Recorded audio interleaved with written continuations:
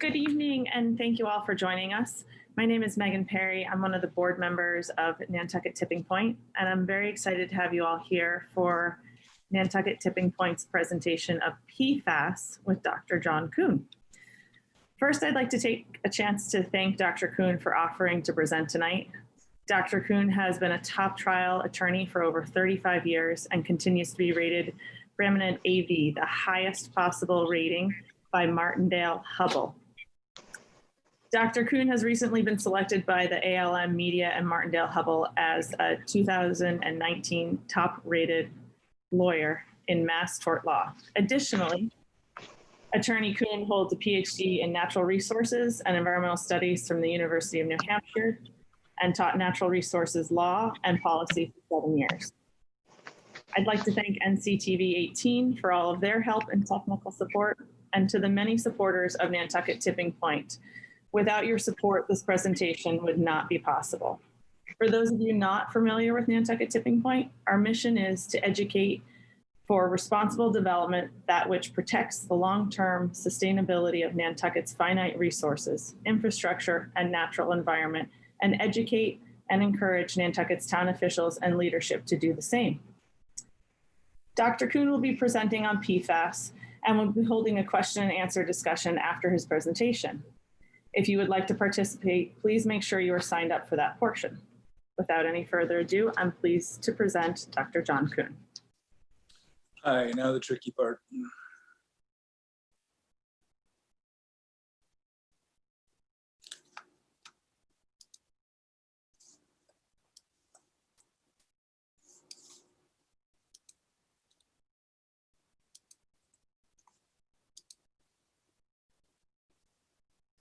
Let me just see if I can get this shared screen to put up a PowerPoint, and we can start something.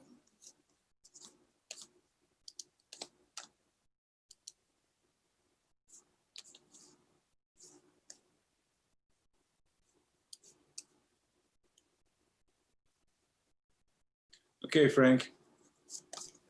Yes, how can I help? Repeat your instructions. Okay, so you go to the, do you have the PowerPoint ready? I have the PowerPoint up, yeah, but I went to shared screen and got nothing after I hit the button. Okay, try that again, I guess.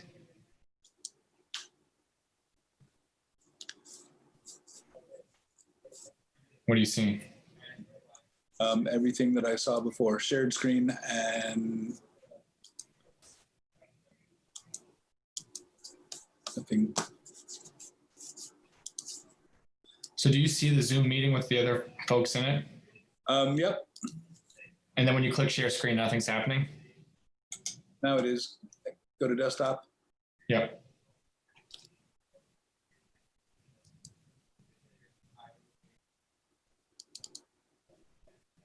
All right, you're all set. Okay. Just hit start presentation, or play from start, I'm sorry. All right, fine.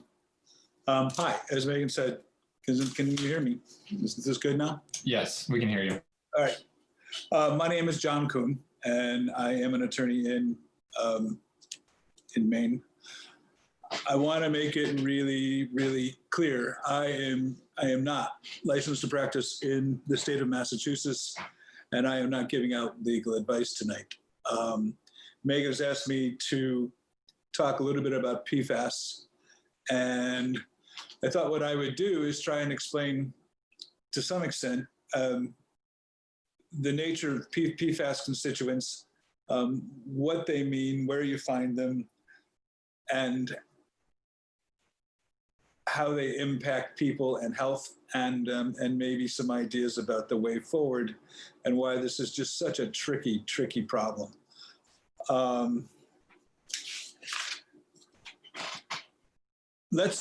I first want to get down some nomenclature. The PFAS, perfluoroalkyl substances, is the overriding term for all of the other constituents, whether they're PFAS or PFOA or PFLAX. There's roughly 3,000 plus PFAS constituents. So when I talk about PFAS, I'm talking about them as a group. because they have very, very distinct similarities. And we'll talk a little bit about those similarities. So with no further ado, and I hate to scare people with this, but this is the periodic table of the elements. Many of you have seen this. Many of you would rather not see it again. I just want to explain one really quick thing about why these compounds, PFAS and all of its constituents, are so bloody heck dangerous. If you look, can you see an arrow on yours? Can you see my cursor? Anyway. Yes, we can. Okay, good. So I'm pointing at fluorine.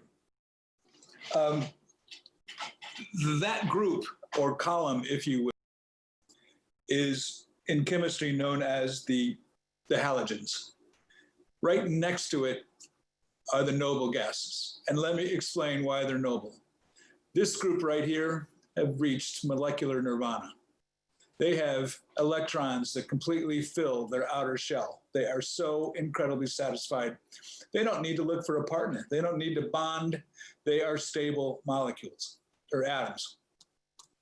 Right next to them, the halogens are the most reactive atoms you can find because they all are missing one outer valence electron. They are desperate to fill that outer valence. They will do anything to fill that valence shell.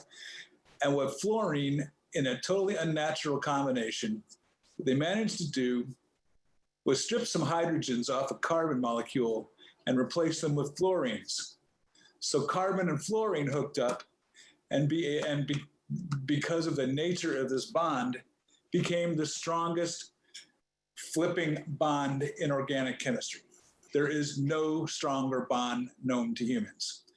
Here's what they look like. You can see some of them go across. For instance, when you look at the PFAS on the upper left, all of these intersections are carbons. So you're going to go across and you would count 8 carbons.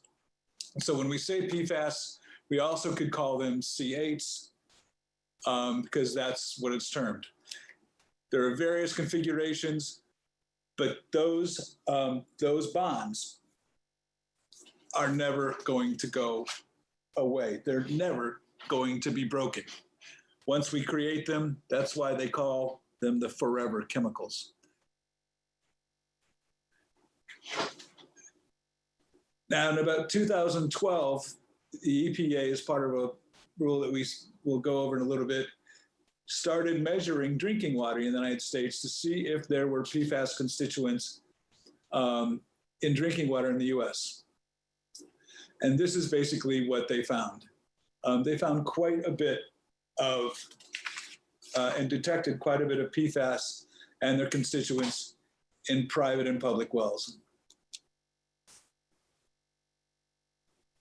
And just for perspective, 3M stopped making AFFF, a particular type of PFAS, in 2020. But here's their global estimates as of 2000.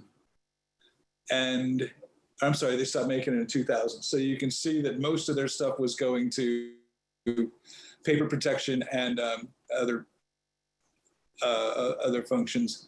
5% of it, roughly 4 or 5%, was going to firefighting foams, the AFFF that we use for airports and the military to put out fires.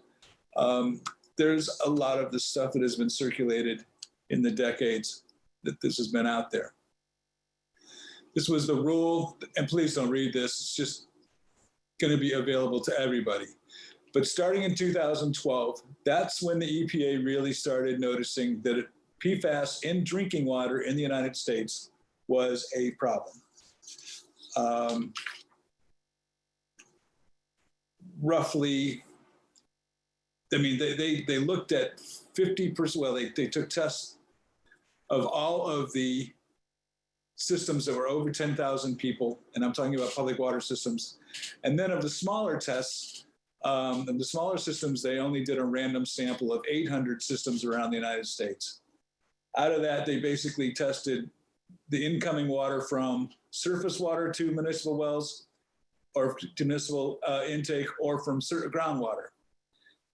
They found that basically 72% of the time they were hitting stuff in groundwater and much less of that in surface water.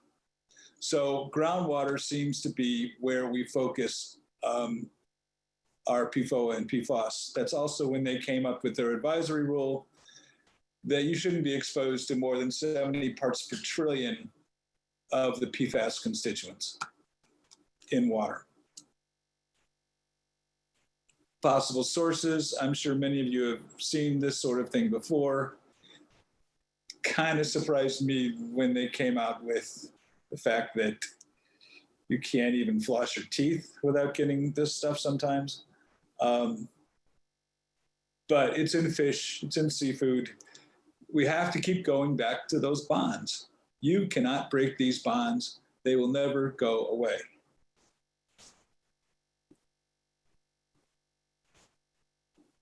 And they cause harm. I'm citing a few studies here, some of the big ones. The EPA knows that it's a likely human carcinogen. Johns Hopkins has said in their studies that the cancers that are caused there include prostate, kidney, and testicular cancer.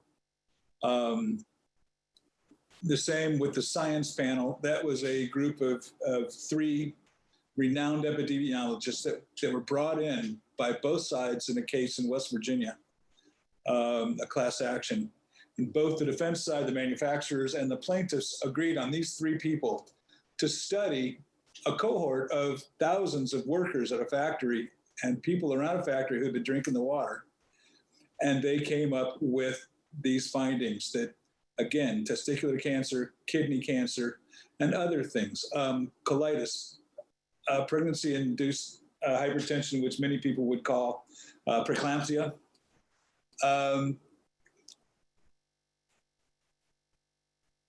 This is not like other substances that we found contaminating our water before.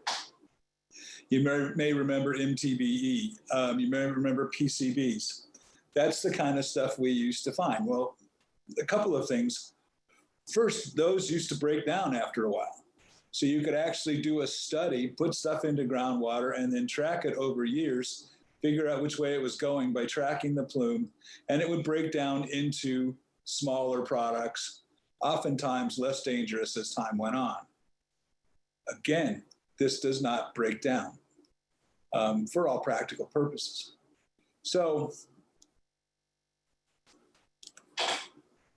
we have a problem. And the other thing is many of those substances came to rest in lipids. They came to rest in fats. And that's very different than PFAS, because PFAS constituents, when they finally come to rest somewhere, it's in an organ. It's in your liver. It's in your kidney. So it's a completely different sort of attack mechanism. Now,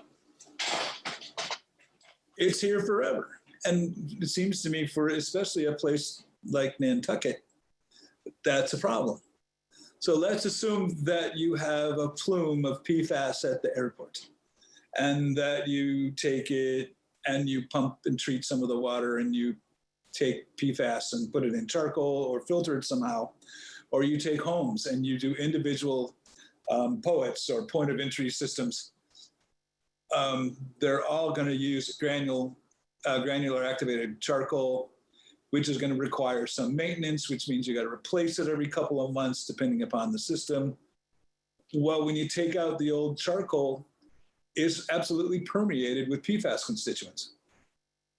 What do you do with that? Where do you put it?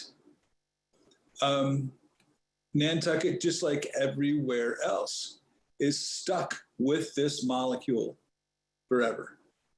Whether it be from industrial discharge, from firefighting foam, the AFFF at the airport, whether it's from atmospheric deposition, whether somebody's trying to burn it, it's not going to go away. It's just going to float somewhere else. Wastewater effluent has the same sort of thing. You put it into wastewater, you try and put it into a rapid infiltration basin or treat it, It's not going to be taken out by typical equipment.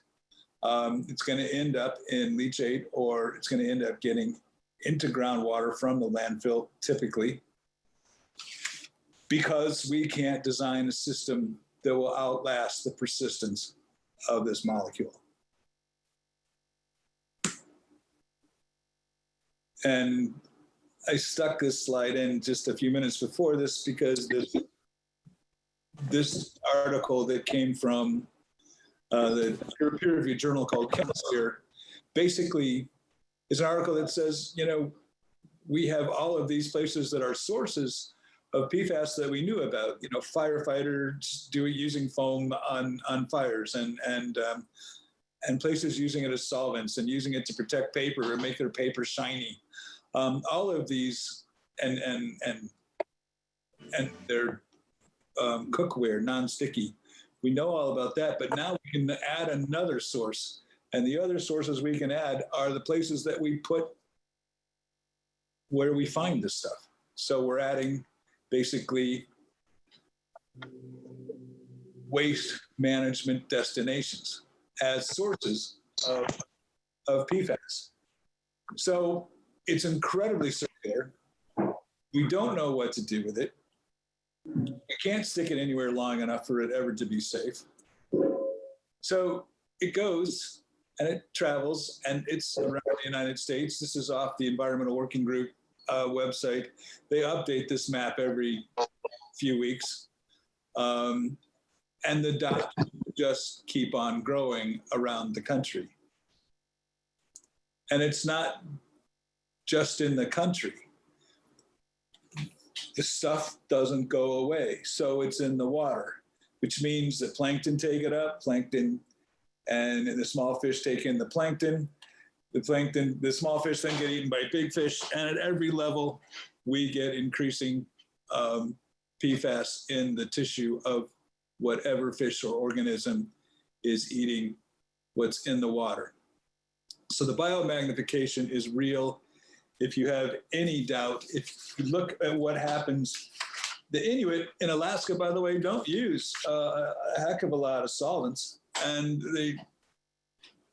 they're not really that in much need of AFFF firefighting foam. But because of what we do in our culture, the Inuit, as you can see in Greenland, have PFAS in their systems of roughly 75 nanograms per milliliter. And if I can change that into terms that we can understand, that's basically 75 million parts per trillion in their serum blood stream. By just eating the seafood and the blubber. So there's PFAS in the Arctic. It's in all of these animals that have never been near a firefighting or any other PFAS or polyfluoroalkyl substance or source. So it's circling around, it's moving. One of the other unique ways that we have developed and seen as a problem to get rid of PFAS is when we put it into waste disposal and we dry that around land, as we do here in Maine.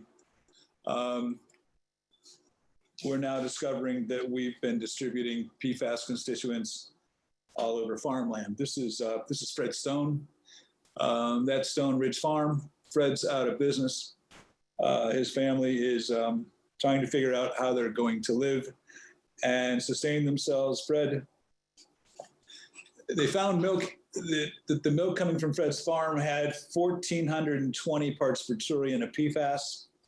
In his soils, they found PFAS of 878,000 parts per trillion and almost 24,000 parts per trillion of PFOA.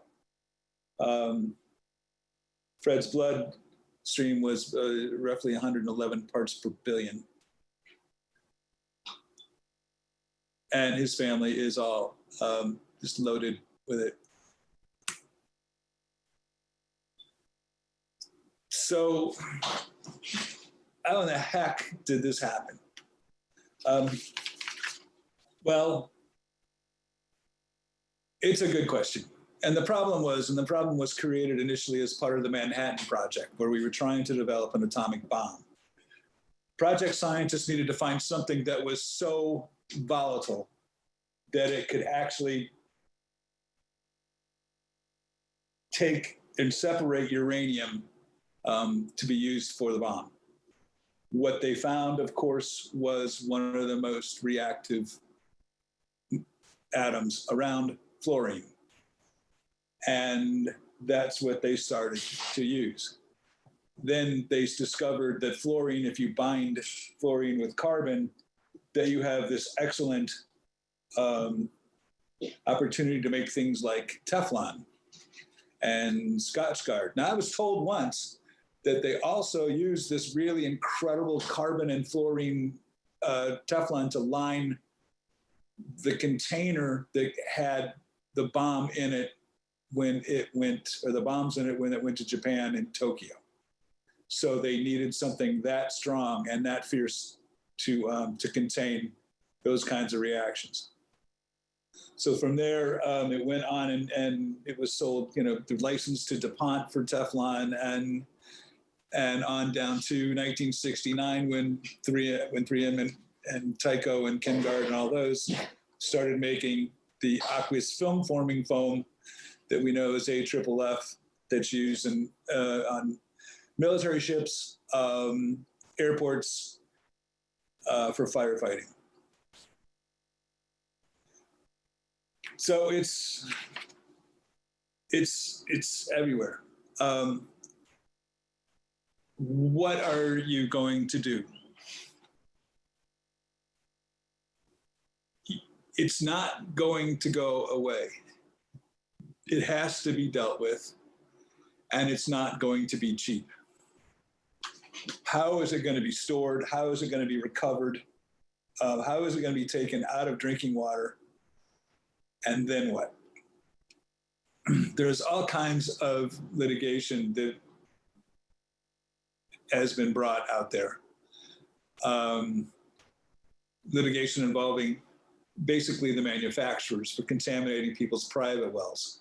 The claims for and property damage as a result of having PFAS in your wells or in your soil. Medical monitoring you see there, that's in some jurisdictions, you can actually get money so that a medical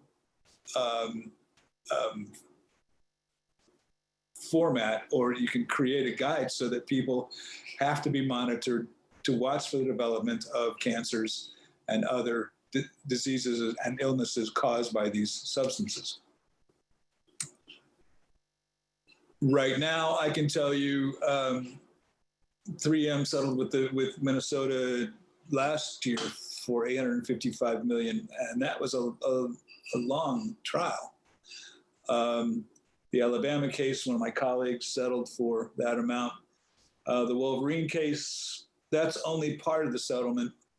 I'm in the part that has the property damage stuff, and that's going to facilitation in DC or in Chicago in August, I believe. The AFFF multi-district litigation in Charleston is ongoing, and we'll cover more about that in a minute. There are actions out there that are happening to try and hold the manufacturers accountable. And I've seen a lot of the documents that went into that Minnesota trial, and they're available online, and you can see them too. And it is shocking what 3M knew about the dangers of this chemical and of this molecule starting from the late 1930s, and how through the years they forbade their employees to put stuff in writing. If they did, whether there was a lawyer within 100 miles of them, they always said, put, attorney-client privilege on the bottom. This stuff has been hidden so very well. And now it's everywhere. I mean, we all have it in our, 99.8% of us have it in our bodies. Where the other 0.2% are hiding, I have no clue. but we average about 4 parts per trillion apiece in our bodies. The kinds of damages people are seeking are all of those things that you would anticipate. First of all, the monitoring costs. We've got to figure out where it is, where it's at, and then assess to how to get it out. We've got to be dealing with regulators who are, they're up to their shoulders in this, necks in this stuff. Medical monitoring, as I said, to try and watch over people medically for conditions that might develop. Providing clean water supplies, et cetera, et cetera. All of this stuff costs money. Even a municipality that tries to take water contaminated with PFAS constituents and turn it into usable drinking water, the average cost is now somewhere between $20 and $60 million per well.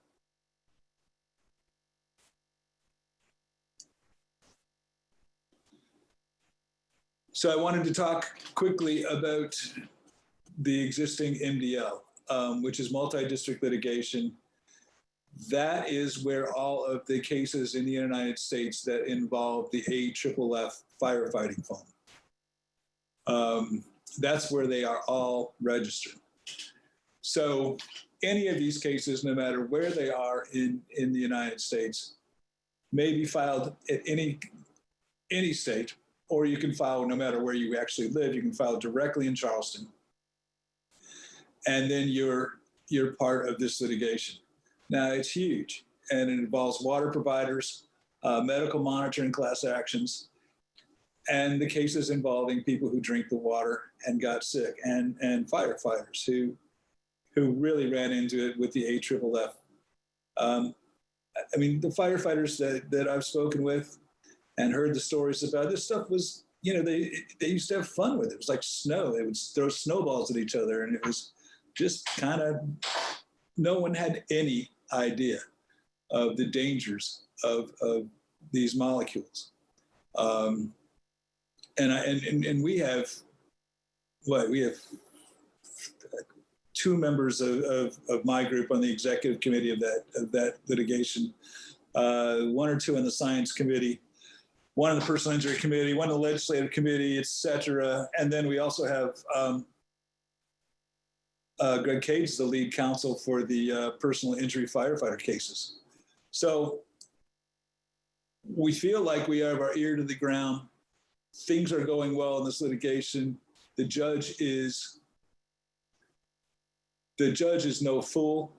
The judge has had very complicated chemical cases before and booted them when he didn't think that the plaintiff's class action lawyers had enough medical, had a medical case, and that they couldn't prove their case in a way that he thought was legitimate.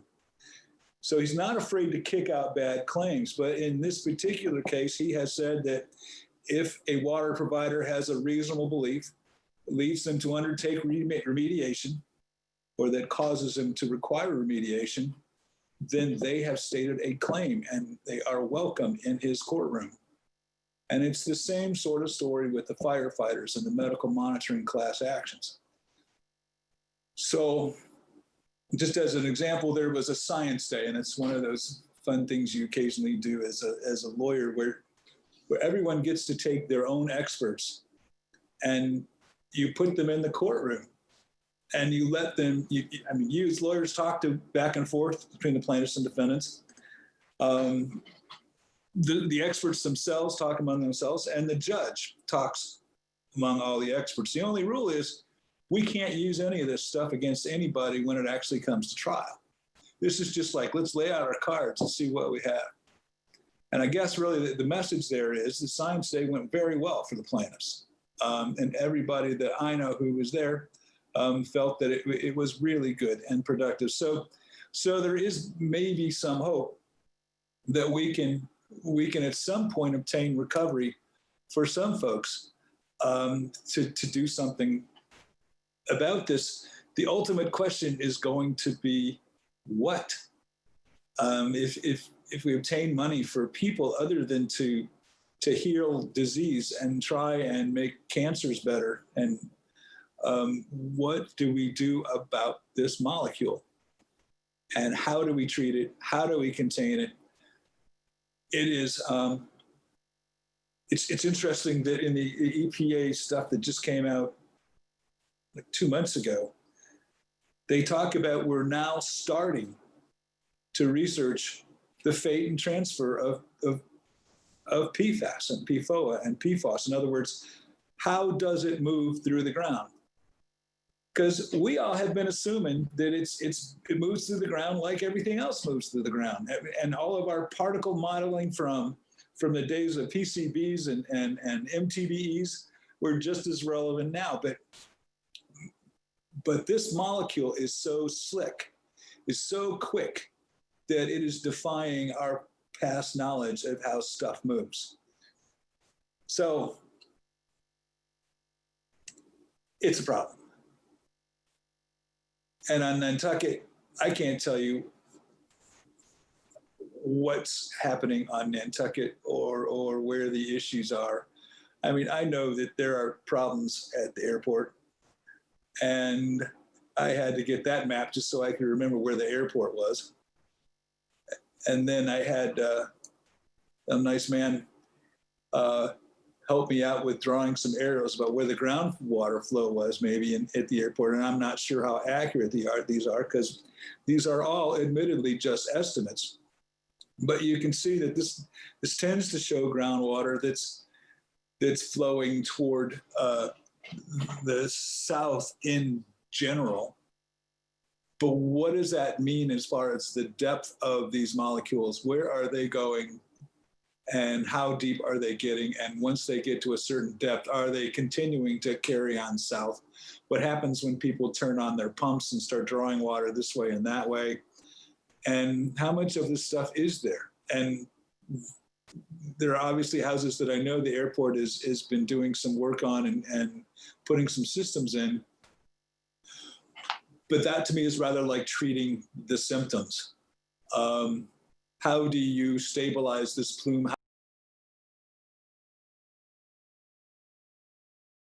A lot of effort and unfortunately a lot of money. And that's kind of why that MDL is out there. And that judge's top priorities are cases exactly like this for water providers. So that's really all I have. I just want to leave you with that resource because it's a good, up-to-date, and timely place to just check every once in a while to see what's new. It tries to gather the most recent articles. I believe that for Nantucket, just like the rest of the country and most of the world, because of this molecule and these molecules, the threats are very real. The options are few. And how, for instance, on Nantucket, do you best protect your residents and your visitors, and how do you pay for it? And I think I'll leave it at that and open it up if there are any questions.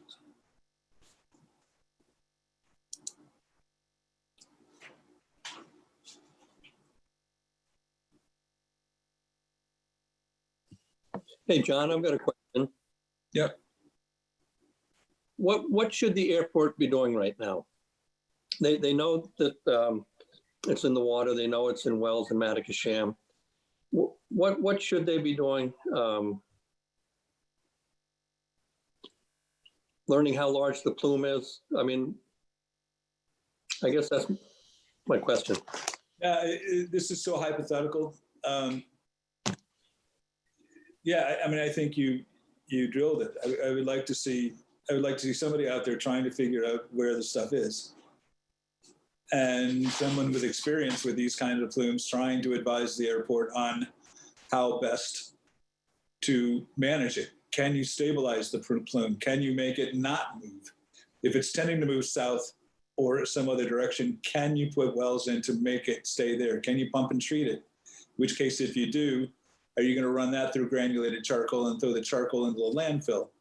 You know, those are tough questions that there just aren't that many experts out there who are all that comfortable, and there's a lot of kind of stabbing in the dark. But I think that you need expertise in at least how to start, to see at least wherever you start, where that leads you.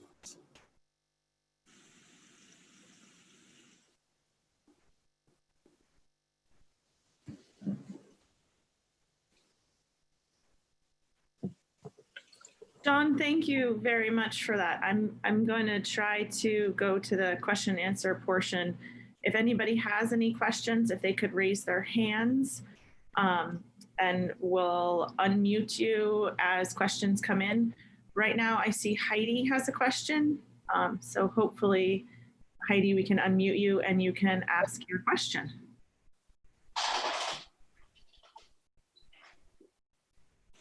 Heidi, you're unmuted on our end, but your microphone is still muted on your end. Oh, hi. Now, can you hear me? Yes, we can hear you. I can hear you. I just have a question. Are toxic levels of PFAS in children different from adults? Not right now, according to the EPA. Now, you know, that's really a good question, and it makes me think of something. One of the things about we're learning about exposures in children is the effect on their immune system. And what we're seeing is in children, you can give a child a measles shot, but because of the PFAS, if they've been exposed to PFAS, the measles shot may not work, and it may not be protecting a child from measles anymore. And we're seeing more and more of that. And frankly, it's got me really quite concerned. So according to the EPA, there is no difference in it's all 70 parts per trillion, unless you're in states that have reduced that. I think in New Hampshire, they tried to go down to about 11 for PFAS and 13 for PFOA. And then there was an injunction issued for that. But I think Vermont's down to 18 or 15, and I think New Jersey's at 18 parts per trillion. So some states are going lower and ignoring the EPA to that extent. But understand also that the EPA could declare PFAS and its constituents a hazardous substance, which means then you could use CERCLA and the Superfund money to clean it up. But they have been unwilling to make that designation.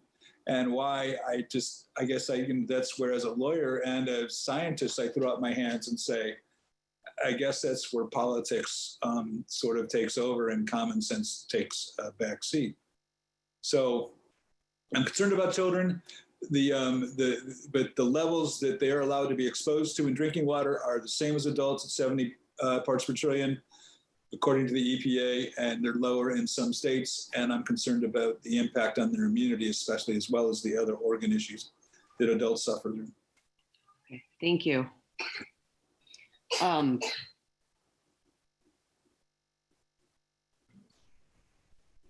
Heidi, did you have a follow-up, or is it okay to go to the next question?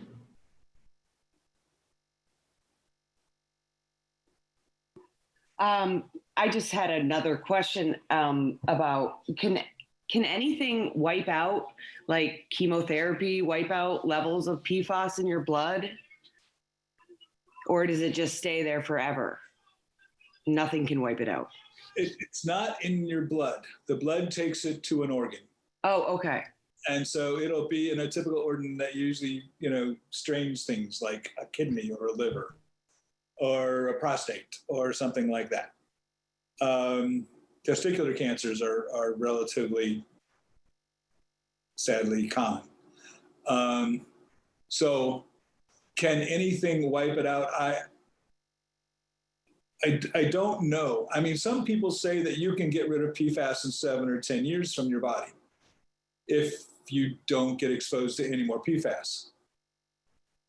In our culture, in our civilization, I don't know how that can be. So What I see are typical cancer treatments that you would run for anybody, regardless of the cause of the cancer.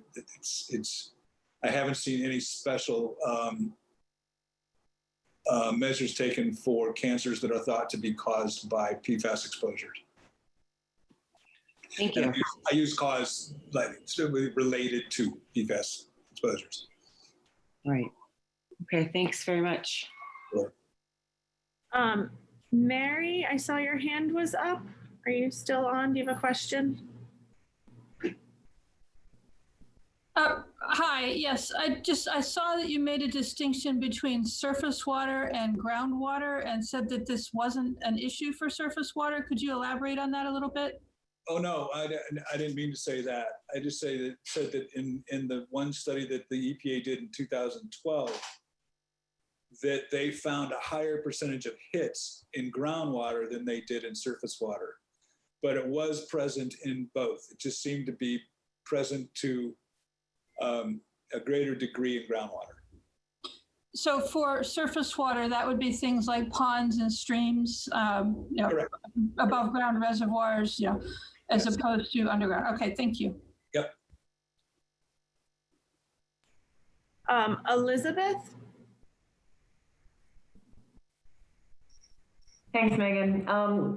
I have a question. Can you secure scientific evidence that demonstrates a correlation between PFAS use and cancer that is going to withstand legal scrutiny? We will ultimately have to show that relationship.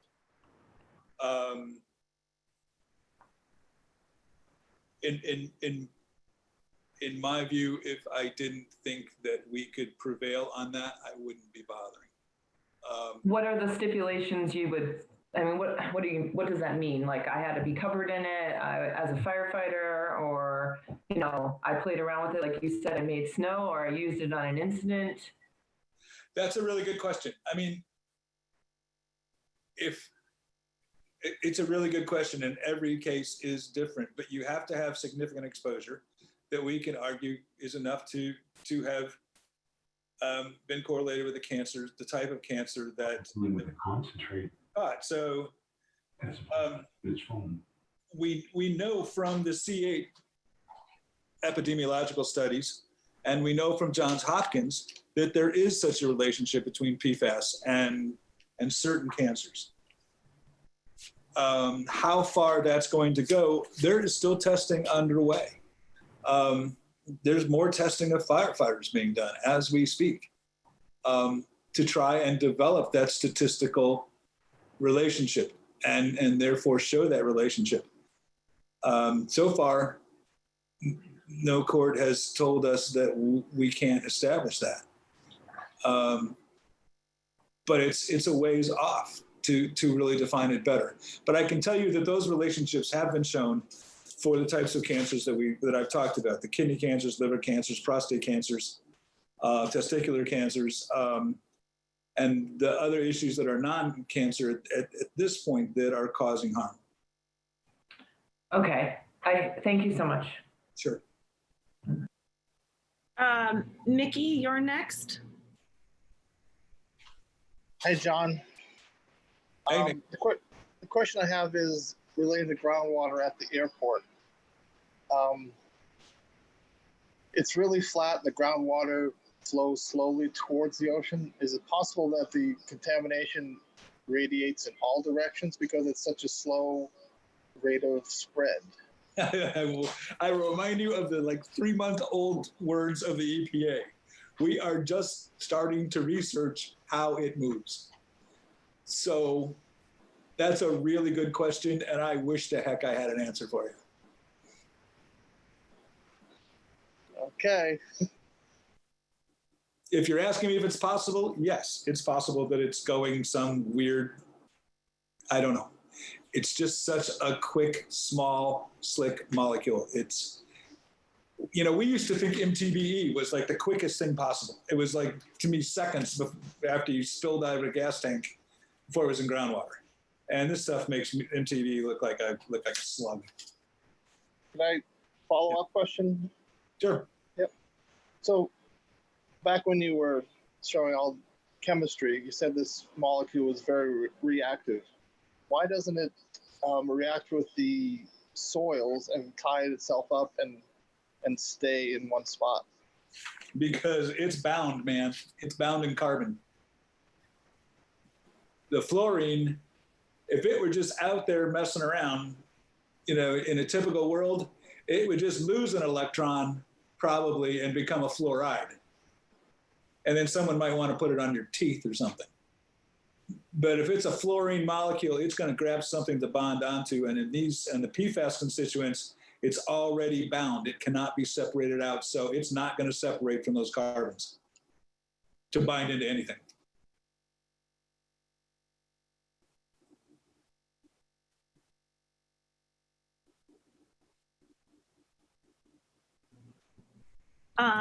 Bruce Mendel, do you have a question?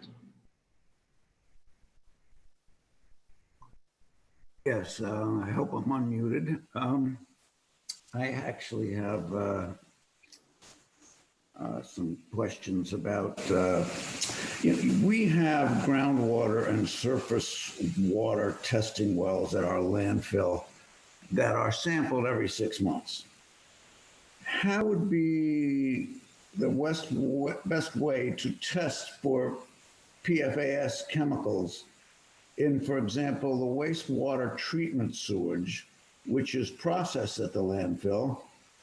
And how would we test the landfill where we already know we have 1,4-dioxane levels that are high, but not quite above the standards for drinking water? Yeah, I've seen the 1,4-dioxane hits. All I can say is I think it's going to take some monitoring wells and some sampling efforts around the perimeter and even below, and sampling every few months to see if there are PFAS constituents present and to see if they're leaching out.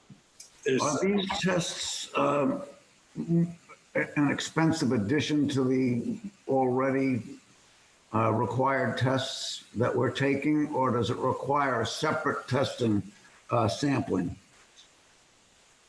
Well, it certainly requires a separate test.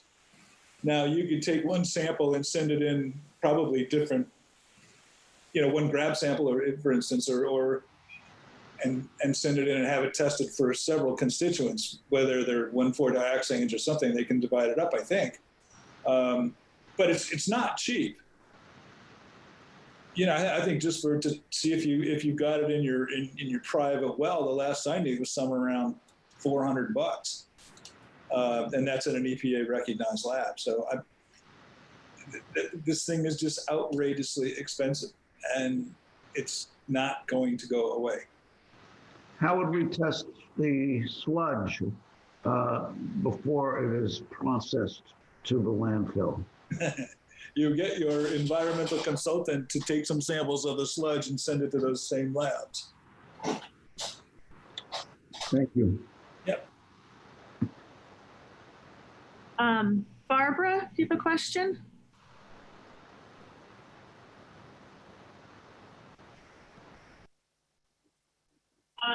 Barbara, do you have a question? Yes. You talk about testing of wells. Can people be tested for how much they have in their bodies? Barbara, do you have a question? Yes. You talk about testing of wells. Can people be tested for how much they have in their bodies? Barbara, are you listening to the YouTube or the TV channel? Could you please mute those sources?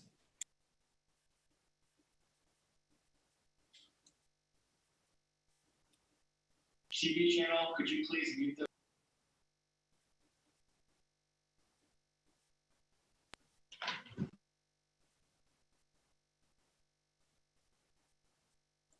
I did hear that. Barbara, are you still there?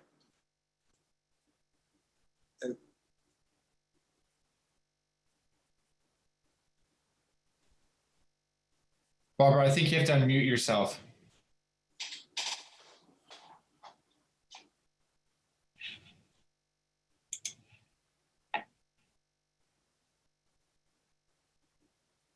Okay, go ahead, Barbara. Hi, Barbara. I heard your question. Can you hear me?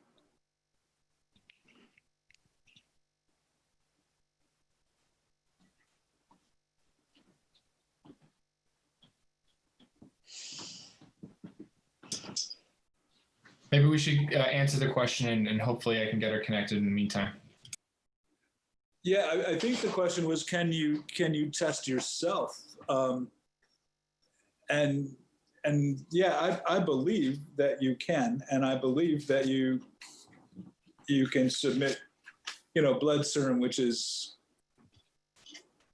the part of the blood that doesn't have the coagulants and red and white blood cells and stuff. But there is a way to do it, and that's all I can really comment on. Just not a medical doctor, but I know that people do know what their PFAS loads are and have had their bodies tested.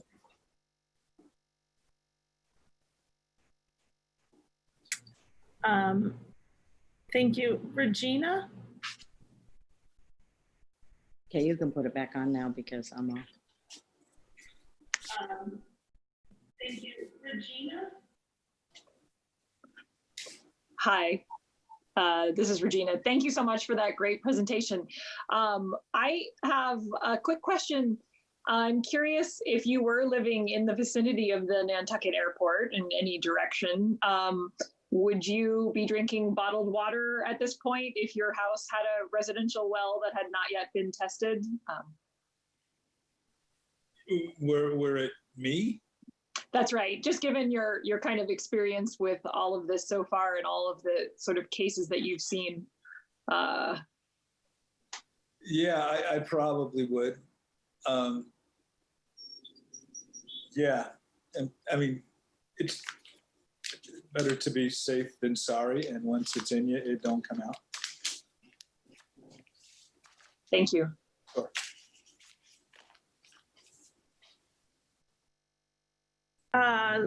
Elizabeth, do you have another question? Sorry, sure, I do. Actually, two questions, actually, if I may. First, going back to the question Regina just asked, can we take it a step further? I'm curious as to what a resident would do if they suspected because they're adjacent to the airport, had PFAS in their well. It's one thing to have drinking water, but let's talk about the actual skin contact. I know there were wells that tested above 200 in the Mattock-Sham Valley area. What does it take for someone to actually contract it or get it into their system from bare skin? Like showering, for example. Yeah, I can only go by my experience as in other cases. And there was a case that I was involved in for 14 years of a sole source aquifer in St. Thomas in the Virgin Islands, longer than 14 years. And one of the things that I learned then was that when you shower or bathe, especially when you shower and you're breathing in the steam, that is coming into your body as far as I can recall. So that's just another sort of entry point. So it's my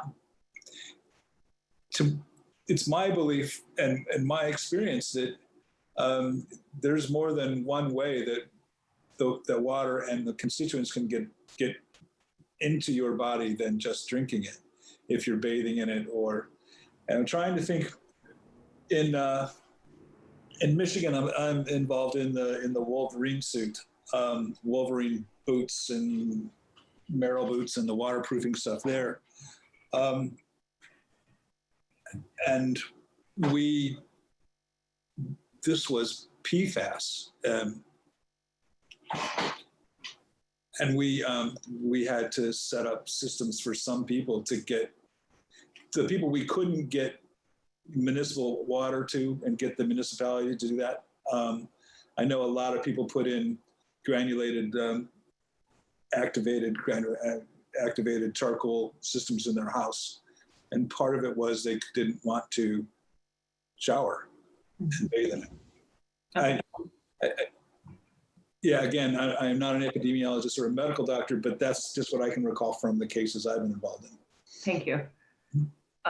My other question was, you mentioned Johns Hopkins, are there any other either hospitals or educational institutions that are really focusing on PFAS and its impact on the community that we could kind of just research through those organizations? There are, and I know that they are involved also in the MDL that's in Charleston, especially cases involving cancers with firefighters. Who else is doing work on it? I would say go to the PFAS exchange. Okay. And you're going to see a lot of information on there. And, you know, typical, like EPA has some stuff on it, but I would say if you run a clearinghouse, go to the PFAS exchange and you'll find things. Great. Thank you so much. I appreciate it. Sure. Bruce Mendel. Oh, thank you. John, thank you for this presentation. I hope the slides that you used might be made available through Megan, but we just heard about perhaps using bottled water. And I saw a recent study that detected PFAS in specific varieties of bottled waters. I don't know if you're familiar with this, and if so, are these prudent for us to be using? I have heard that there are bottled water, certain brands have PFAS, and I don't know what they are. So I can't really offer an opinion. I would think that, you know, if anyone is sitting with PFAS in their wells and drinking it and know they're drinking it, then bottled water is the way to go. But there's got to be a way to find out from bottled water companies if they've tested for it. But I just don't know what they are. And again, I would go maybe to the PFAS Exchange website or see if there's anything there. In the meantime, if I find out anything, and I'll look too, I can send it to Megan and she can distribute whatever I find, because I have heard that. I haven't even thought about it until just now.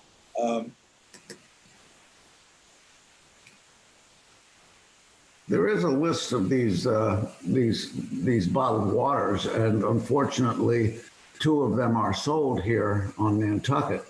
The Stop and Shop Arcadia and Poland Springs have been detected to have PFAS in them. So I was concerned. And I think your concern is well placed, and I think it all goes back to what I'm trying to say. It's everywhere. How are we going to deal with this? How are we going to? It's hard enough when you're in mainstream United States, but if you're 37 miles from places, you have a whole different set of problems to think about. Well, thank you very much for that.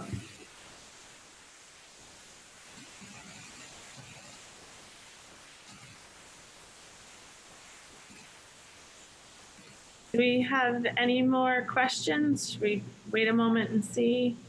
Oh, looks like we have a question from Annie.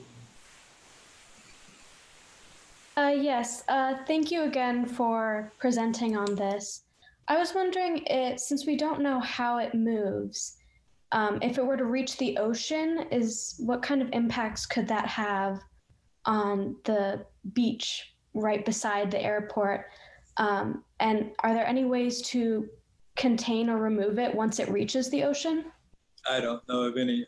I mean, that would be really hard. To me, that's just, you know, it's reaching the ocean every second of every hour of every day, in one way or another. So I don't know of any way to remove it. To me, it's removed by going into, you know, little plants that get eaten by little fish that get eaten by bigger fish, and then finally it ends up somewhere on the bottom of the ocean, and the fish decompose, and the PFAS goes on to the next little piece of algae. So I don't think there's any way to remove it myself. Thank you. Mm-hmm.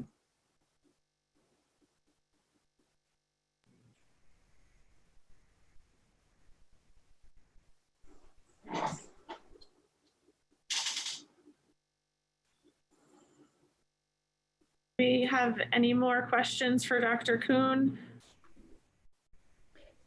This is Joan. I do have a question. If you guys can you hear me? I can hear you. Okay. I know that a lot of people are interested in having their water tested, and you had touched on that briefly, that it's expensive, and so my question is kind of what are the best practices? Because I understand that there are water quality testing kits that I can just go and hold the cup underneath my faucet or whatever and ship it off to a lab. How accurate is it? Do you know how accurate it is if we're getting kind of mail-in samples? Or is it something that we should all, or many of us could kind of get together as a group and potentially get a water testing quality person out here to do professional samples? And how important do you think that is? I can't really answer that question. I do know that people, in cases I've been involved with, have been able to take grab samples themselves. And as long, to me, as this is just my view, as long as they send it to a lab that's certified by the EPA to be able to do that kind of test, then I think that you may have pretty good results. Or if you get a whole bunch of people together and have an environmental consultant, then they can come and hold the bottle under your in your sink faucet. But I have known of plenty of people who have done it themselves and sent it away. And as I said, I've seen anywhere from like $350 to $450 per test. And if I think of the name of a lab that's in Massachusetts, I will send it to Megan. Thank you. Sure. I believe we had Heidi next.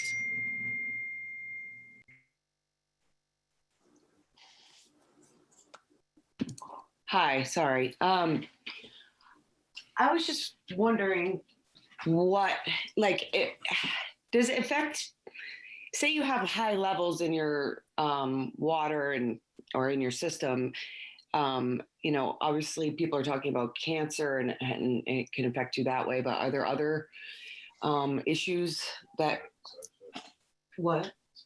side effects from it that could come up, like learning disabilities and other things like that besides just cancer? And also, if, say, people in your family all had high levels, obviously some are affected differently than others. And I was just wondering if you knew anything about that. If you wouldn't mind, I have my notes from another thing that sort of just runs right down what we know from studies right now. And I want to divide this first into what we know from studies of rodents. And then I will tell you what we know from epidemiological studies. Does that make sense? It won't be long. Is that right? Yes, thank you. All right, so rodent studies. These compounds are known to affect lipid metabolism and liver weight. They also cause decreased birth weight and delayed hind and forelimb, let's call them, there's phalanges, let's call them development. Delayed mammary gland development in offspring. Again, these are rodents, and induce immunosuppression. So that's the rodents.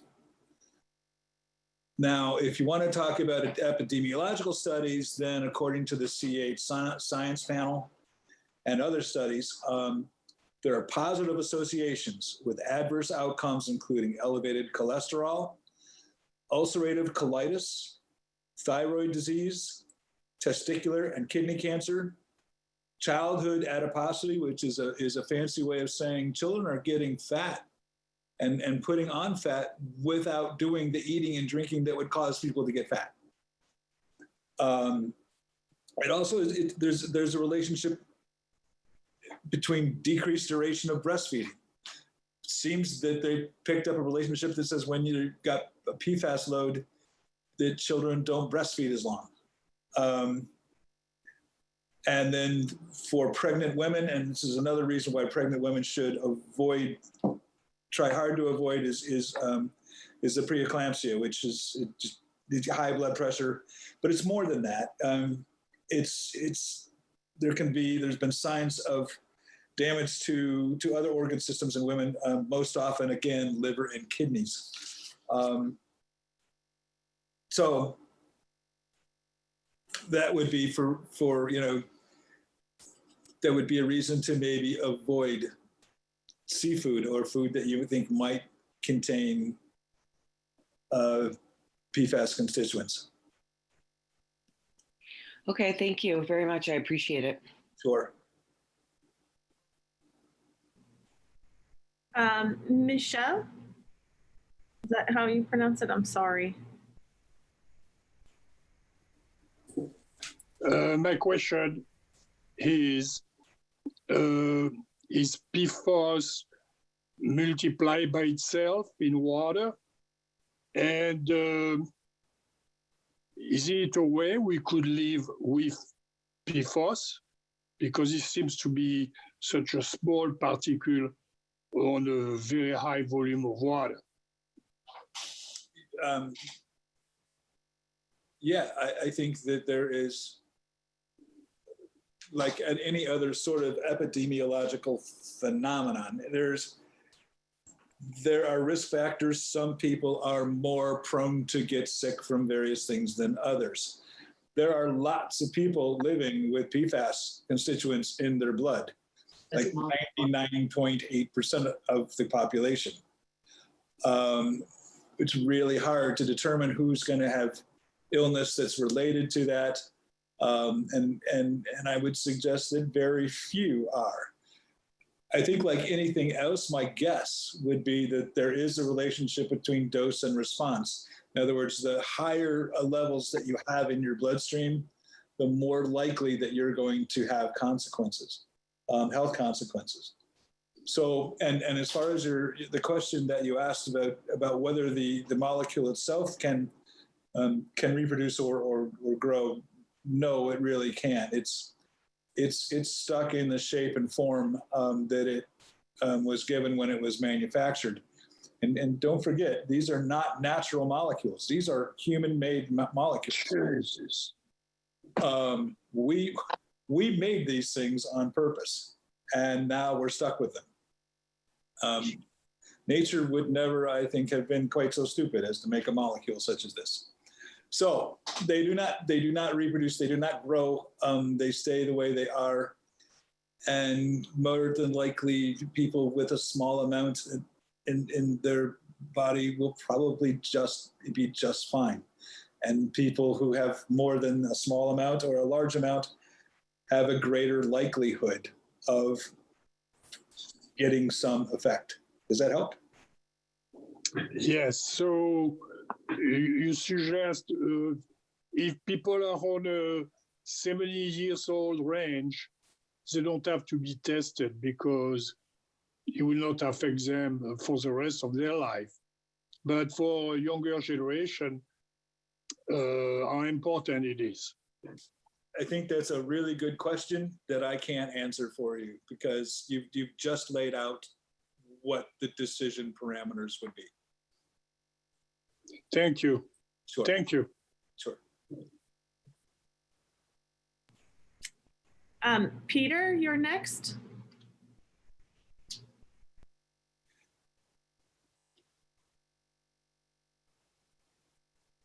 Peter, you have to unmute yourself.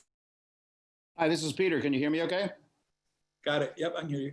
Dr. Kuhn, thank you for taking the time, first of all, and forgive me for joining this late, but believe it or not, I'm actually having Western Solutions test my well as we speak. Okay. So I guess that's the good news.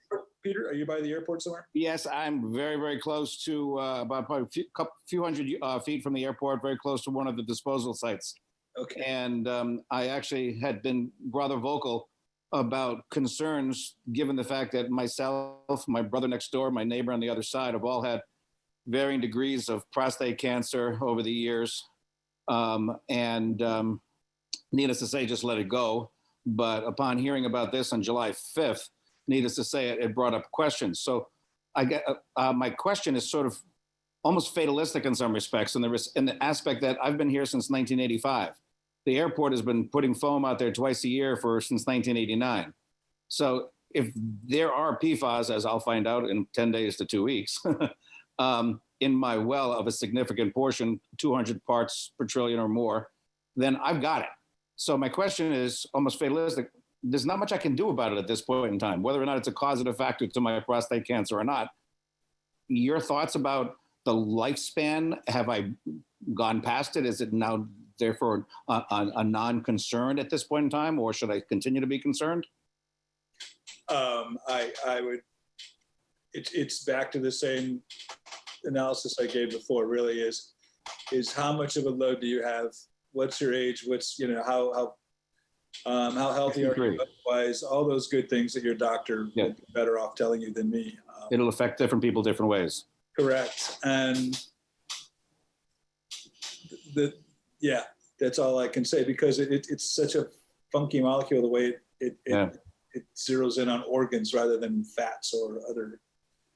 So it could not affect people, and it could affect other people in the same proximity with remarkably different effects. Absolutely. That's what epidemiology is all about. Yes. Just another comment that I wanted to throw out to an earlier questioner. Since I just had Weston here, one of the things they were identifying about just taking tap water yourself is there were big concerns about contaminants, and even just a speck of anything would contaminate it. So from what I'm understanding, and I'm certainly not the expert, is that having it done professionally is a much more effective and accurate way of getting good information, as opposed to just taking well water yourself and sending it in. I think that's always a better way to do it. Yes. Yep. Thank you again for taking the time. I appreciate it. And if for no other reason, Peter, is if you come back with a non-detect. Yeah. Is it because you screwed it up, or is it because it's really non-detect? So why take that factor out of it to me? Because I would always wonder whether I screwed it up. We're going to get a second opinion just because we're cautious, and we think it's probably advisable. You do that with physicians. You get a second opinion when you're concerned about something. Do you agree? Yes. Okay. Very good. Thank you. All right.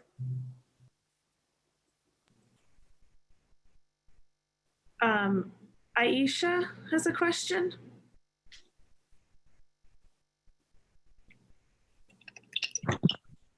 Hi, Dr. Kuhn. Thank you. Thanks for taking my question.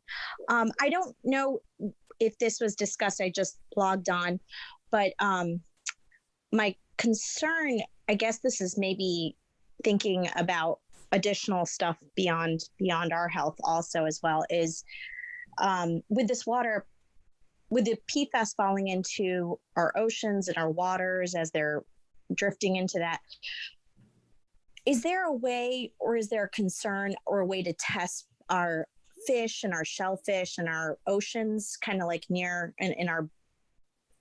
our island, just to kind of, I know we have like a big scalloping industry and we have oysters out here. I know that they're doing a lot of testing in Chesapeake Bay with their oysters. Is that something that a testing facility can do, or what are your thoughts on that? Yeah, Aisha, I hate to sound loyal about this, but if you have enough money, you can find anybody to test anything. But you bring up a really good point about seafood and fish. Most of the tests that I've seen have been driven by states, and they've been like New Jersey and Delaware, like you said, a lot around the Chesapeake. And they have, what do they call them? The food warnings, don't eat more than 2 fish. And if you're pregnant, don't eat, that kind of stuff. There are actual cautionary instructions about pregnant women not eating seafood because of the PFAS, because it does go to the baby and through the umbilical cord and other places. So they caution pregnant women. Now, I have never seen anyone, and I'm sure that it has been done, but I've never seen anyone take any tissue from a scallop or a cod or anything or maybe even something higher up on the trophic level, like a striper, and test that. But to me, and again, this is not the lawyer part of me. This is sort of the pseudoscience part of me talking. That the higher you up in the food chain, the more likely you're going to find not only PFAS but mercury and all those other wonderful things that are in our water. So that's really just sort of a pseudo-intelligent guess. And I don't know if I answered your question, but I think if you're in a category like a child or a pregnant woman, maybe that's something you might want to be careful about. Okay, great. And then I actually had another question about food. Is I know a lot of states are doing the biosolids. Is that what it's called? Biosolids, where they use the waste for growing the vegetables? Yes. We wouldn't know where our vegetable sources really come from if we're buying them at Stop and Shop, as far as are they using biosolids or not, right? That's not something that's not regulated. That is not regulated. And as I've said before, the PFAS stuff isn't even regulated. So, all I know is in Maine right now, we're trying to get legislation passed that says test the farmland, don't put that on it, and don't spread anything unless you test what you're spreading. And as far as we can get, I think so far it's only been that they'll test it, but they'll only agree not to spread it if, how are they putting it? If the land is totally without PFAS. So they won't spread it if there's some PFAS on the land and they have PFAS in what they're spreading. I know that doesn't sound right, and I did a horrible job explaining it, but it's just so bloody how stupid and complicated. The fact is, you don't know where you're getting your vegetables. You don't know what's been put on it, and it's not regulated. I lost you. Okay. Yeah, that helped me understand. Thank you. All right.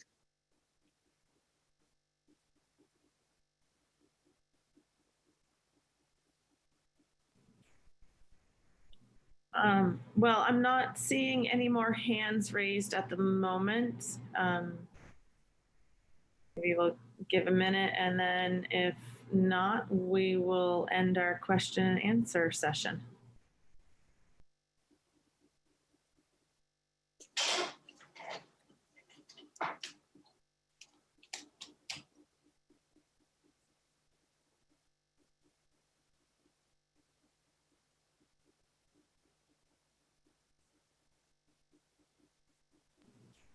Michelle, you have a question?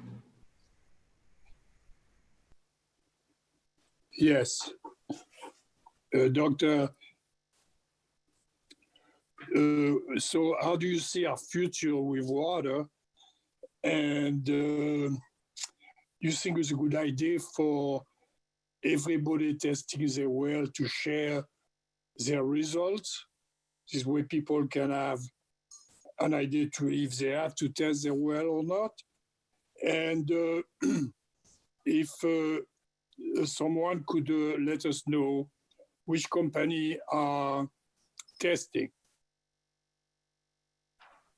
Which company tests, you mean? Which company to test? Yes.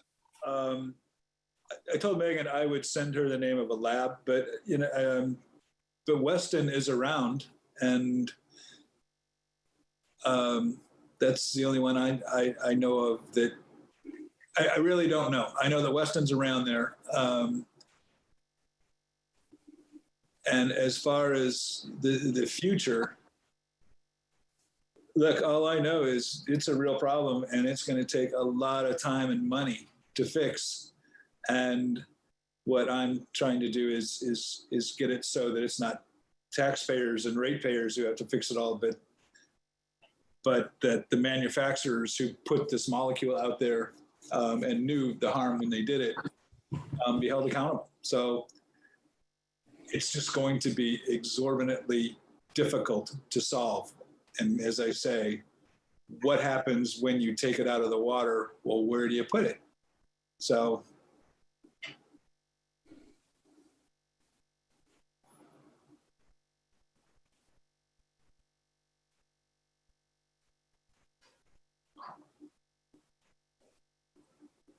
Oh, come on, I don't want to end it on that.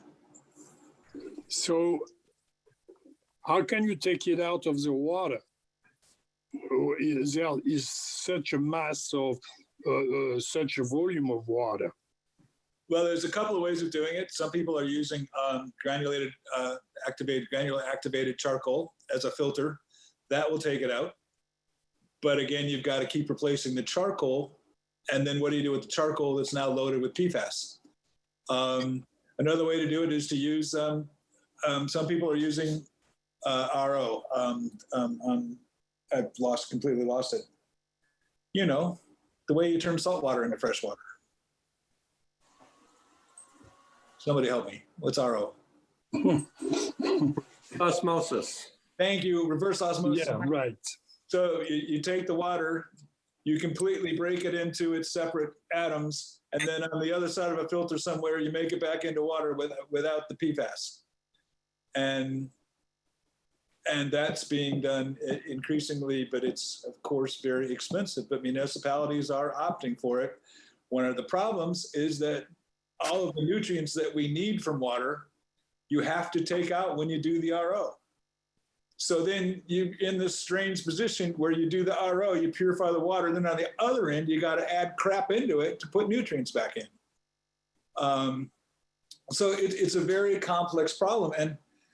And one of the things that, I just want to explain that maybe you're seeing how many different disciplines, even me trying to answer your questions in the way that I'm doing. I'm calling upon my knowledge as an attorney, as somebody who knows a little bit about chemistry, hydrogeology, and all kinds of different disciplines. Be really cognizant of how complex this is. And I mean, if you go on my website, you see that I work with 4 other lawyers on these cases because they all have different expertises. Be really careful out there on the people that are going to tell you, we can fix this, because it ain't that easy. So what about the boiling water? Won't do you any good. You're going to get steam that's got PFAS in it going up into the air, and you're going to be left with some water in the bottom of the pan that's got PFAS in it. Thank you. Yep. I'm sure Marco. Regina, do you have a question?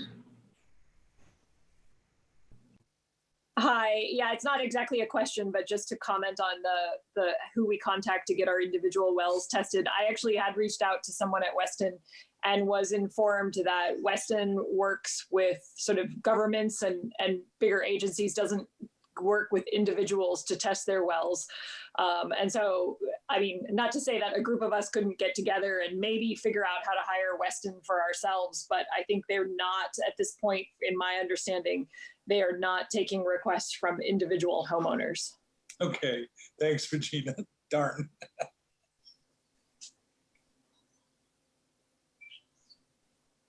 Looks like Heidi has a question next. Hi. I'm not sure if you can answer this question or not. My question was, I know you mentioned earlier that PFAS, bonds or gets into organs and stuff like that. But I was wondering, is it possible for PFAS to cause blood cancers too? Or is it mainly like prostates and breast and stuff like that?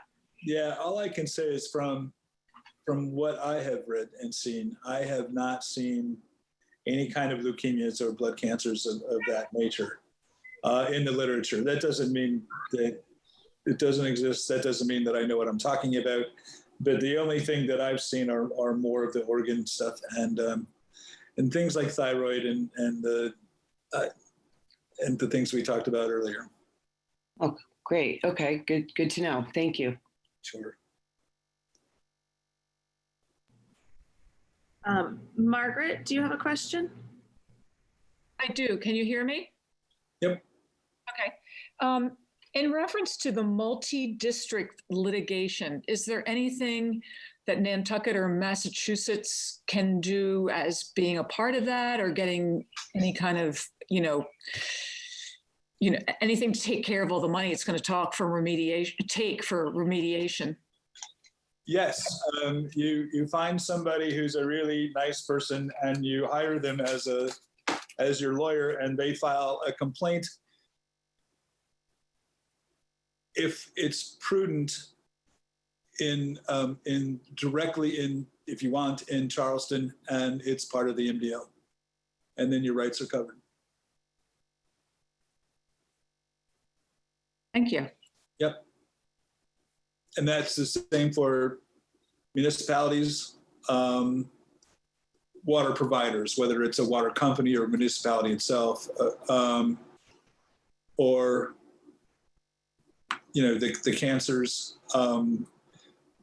and people who are trying to find some way to implement a system where their medical condition can be monitored over the next 20 or 30 or 40 or 50 years, however long it takes, so that they can get annual checkups that look for the kinds of things that are caused by these constituents. So that's all taken care of. At least I'm talking about now, because it's Nantucket, I'm talking about the AFFF, because that's all I've seen is the stuff in Nantucket that has come from the airport. So that's why the MDL exists, is for all of those ailments and issues from AFFF exposure. Firefighting foam. Looks like Andrea has a question.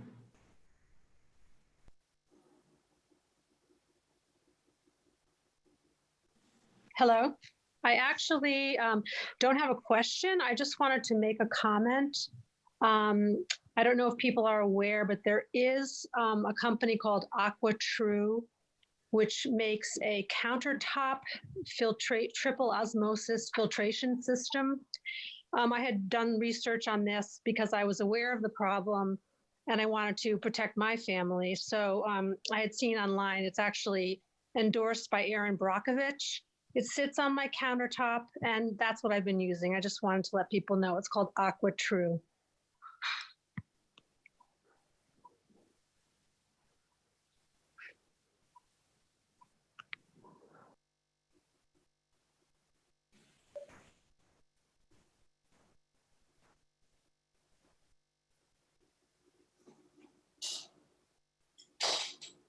Looks like Pat has a question. Well, not a question. I just wanted to make a comment on the last person that spoke. It's great to have the triple reverse osmosis on your countertop, but are you showering from your countertop, or you're still getting, if you're concerned that the PFAS is in your water, you're still going to absorb it with your showers or bathtubs? Yeah, and if I may, sort of along the lines of what I said a couple of minutes ago, be really careful. I mean, that's an excellent point. That might take care of what you might ingest through your mouth or wash your hands with. Be really, Erin Brockovich, it was a great movie. She's not a lawyer and she's not a doctor.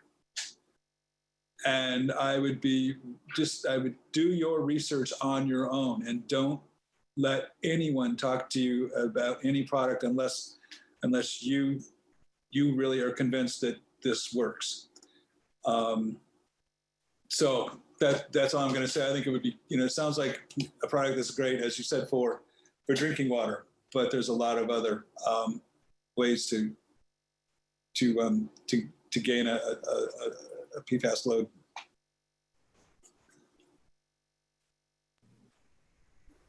Mary, do you have a question? I just wanted to make sure that everyone was aware. I think probably many are, but perhaps there's somebody who isn't. The town did issue a statement coming jointly from the Board of Health, the Select Board, and the airport. There was a video that was sent out with links on social media and in the town's alert system. So if you haven't seen that statement, please go ahead and find that and just get the information that the town is providing. Yeah, I saw that. I thought that was excellent.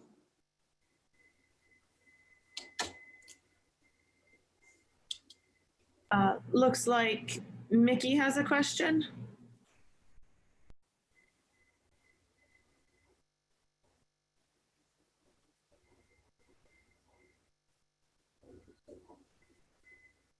Can you hear me? Yes. Megan, can you hear me? Yes. Okay. Go ahead. So my question is, since there's a fair amount of development going on all over the island, how does the PFAS that's not going to go anywhere, how does development affect that? The moving of the soil or any of it, or maybe it's not. Can you address that perhaps? Thanks. Yeah, that's way above my pay grade. I have no clue. There are so many ways that things can be impacted, and if you have groundwater that's going one way very slowly, and you have, I mean, just as a for instance, and you have a well that you turn on for a while. Well, if it's a strong enough well and it's drawing enough water, it's going to cause water to flow your way for a while. And if you have 5 neighbors and you all turn on your wells, then it's all going to turn. Maybe. That's why the world has hydrogeologists and why I am not one, because the calculus is really hard. Okay, fair enough. All right. Thanks, John. Sure.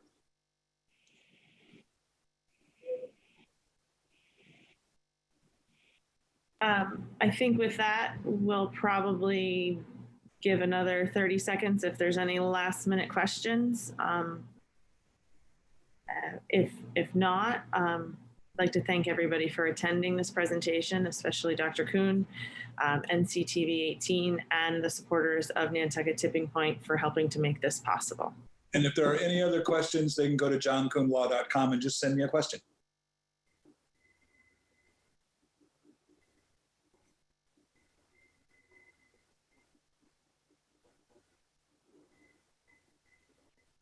Looks like we are done with questions for now. We will have this rebroadcasted, and if anybody has any questions, they can shoot an email to Dr. Kuhn at johnkuhnlaw.com. Also check out Nantucket Tipping Point's website and Facebook. Thank you. Thank you all. Health Club, the Whaling Museum, and the Dreamland Theater.